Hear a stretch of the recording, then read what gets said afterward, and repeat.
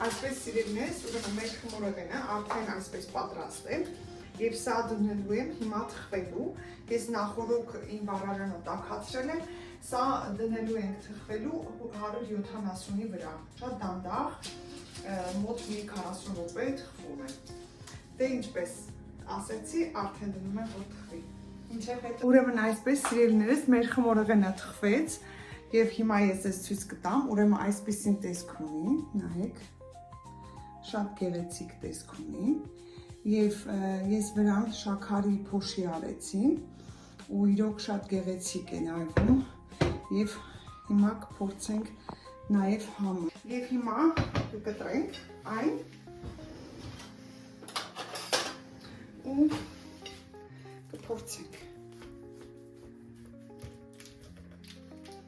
օրինակ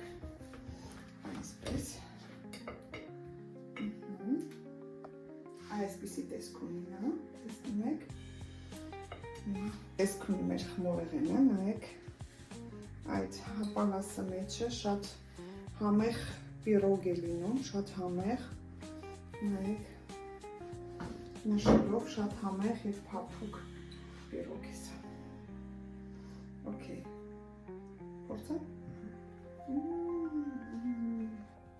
Ուրեմն այսպես սիրելիներս ես հույսով եմ ձեզ այս խմորեղենը դուր եկավ, նա շատ համեղ է ստացվել, հույսով եմ դուք էլ սիրով կպատրաստեք,